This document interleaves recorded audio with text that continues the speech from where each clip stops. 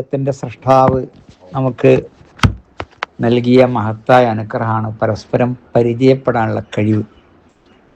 എത്രയോ മൃഗങ്ങൾ തമ്മിൽ കണ്ട് ഒന്നും അറിയാതെയും ബന്ധപ്പെടാതെയും പോകുന്നുണ്ട്. മരങ്ങളും ചെടികളും കൃമികളും കീടങ്ങളും പ്രാണികളും ഒക്കെ ഉണ്ട്. മനുഷ്യനുള്ള ഒരു തആറഫ്, നിങ്ങൾ തമ്മിൽ പരിചയപ്പെടാൻ വേണ്ടി. യാ യുഹന്നാസ്, മനുഷ്യരെ, സൂറത്ത് ഹുജറാത്തിലെ ആയത്ത് 13.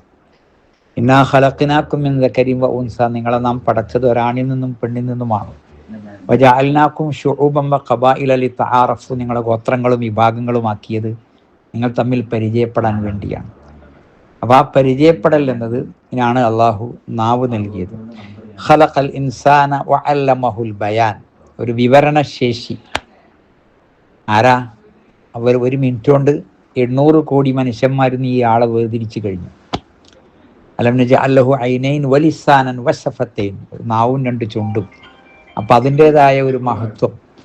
അപ്പോൾ പരിചയപ്പെടുമ്പോൾ ഒരു ഇഷ്ടം, സ്നേഹം. അപ്പോൾ അടുത്ത് സെയ്തൽവി ആയാലും പെരിന്തൽമണ്ണ ജംഷീർ ആയാലും ഈ മുഹമ്മദും അതുപോലെ അഷ്റഫും അബ്ദുൽ വാരിസും നവാസും അബ്ദുൽ ഹമീദും സുഹൈറും എല്ലാം ഈ ഒരു പരിചയപ്പെടലിൻ്റെ ഭാഗമായി നമുക്ക് കിട്ടുന്നതാണ്.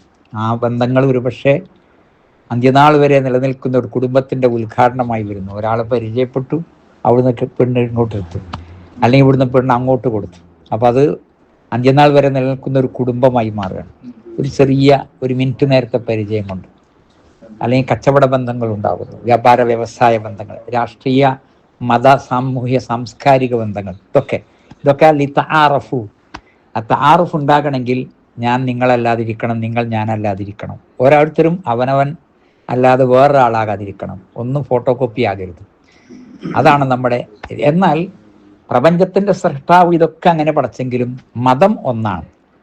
ഞങ്ങൾ ചുങ്കത്തറക്കാരാണ്, ഞങ്ങൾ പാണ്ടിക്കാട്ടുകാരാണ്, ഞങ്ങൾ കൊല്ലത്തുകാരാണ് എന്നും പറയാൻ പറ്റില്ല. ഒക്കെ ഒന്നാണ്.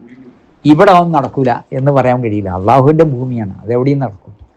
അപ്പം അതാണ്, ഇവിടെ അങ്ങ് നടക്കൂല എന്ന് പറയാൻ പറ്റില്ല. അപ്പോൾ അതൊക്കെ ആ നിലക്ക് തആറഫു.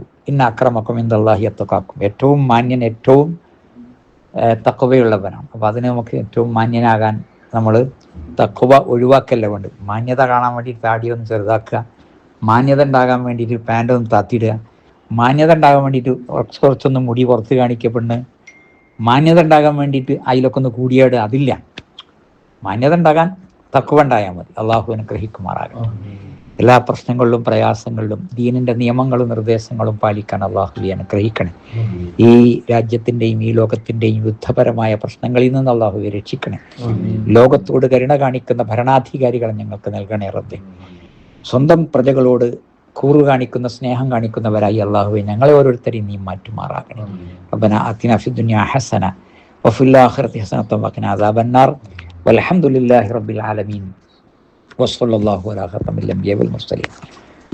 സുബ്ഹാനകല്ലാഹുമ്മ ബിഹംദിക അശ്ഹദു അൻ ലാ ഇലാഹ ഇല്ലാ അൻത അസ്തഗ്ഫിറുക വഅതൂബു ഇലൈക്. അസ്സലാമു അലൈക്കും വറഹ്മത്തുള്ളാഹി വബറകാതുഹു.